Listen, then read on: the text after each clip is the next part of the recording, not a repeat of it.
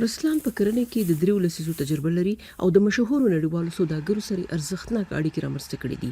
رسلان وايي حتی د مخکې چې روسیه د تور سمندرګي د بندرونو نه د یوکرين د غلو د صادراتو د تړون نووزي، مسکو قصدن هڅه کوله چې د غلو لیږد وځنډوي.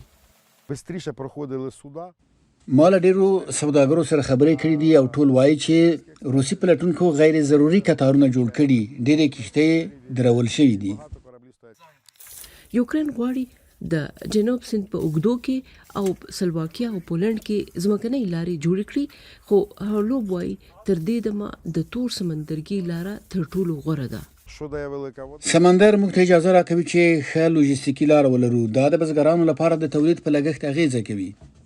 هالنډي کروندګر کیسوزینا د 2 لسیزو راهیسې په یوکرين کې کار کوي. هغه اندېښنه لري چې داسې وشول چې سمندري انتقالات ودرول شول نو هغه به خپل ټول حاصلات د لاسه ورکړي. زما شاته چې دا ټول غنم دي دا به موږ له لاسه ورکړو. دا د خفګان خبره ده ځکه که موږ نشو کولای دا صادر کړو، موږ نشو کولای دا په خپله وخورو. تور سمندر د دې توکو د ایستلو یوازینۍ لاره ده. سکهال د یوکرين بزګرانو د غلو په بیو کې د پام وړ کمښت لیدلی. هولوب وایي چې هغه او نور بزګران خپل حاصلات د 2022 کال په پرتله په نیمایي بیه خرڅوي.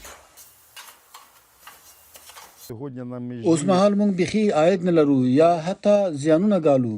دا څنګه کېدای شي؟ د اوکراین کروندګر سخت زیانمن شوي دي او دوی پوهیږي چې موږ به بل اخره بیا پیسې ګټل پیل کړو، خو دا ضروری ده چې د اوسنیو مشکلاتو سره سره باید موږ خپل کار ته دوام ورکړو.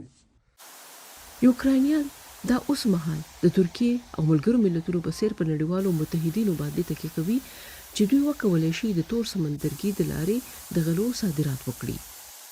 При необхідності Туреччина کارتیاوی د ملګرو ملتونو تر څارنې لاندې ترکیه کولای شي له روسیې پرته د غلې د دهلیز امنیت تامین کړي. د دې وړاندیز اصل په دې حقیقت کې دی چې کشتۍ زموږ د بندرونو او د تور سمندر په تنګیو کې د توګو نه تر ترکیه پورې مختلفو هیوادونو نه تیریږي. له همدې امله په هر کشتۍ باندې د روسیې لخوا هر ډول برید به د سمندر تیری وګڼل شي. روسیې د غلو د تړون نه په وتلو د یوکرين د غلو د ذخیرې په تاسیساتو ډزې پیل کړې.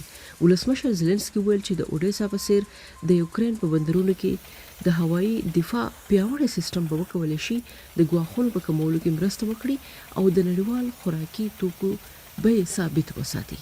نذرانه یوسفزۍ، امریکا غږ، واشنگټن.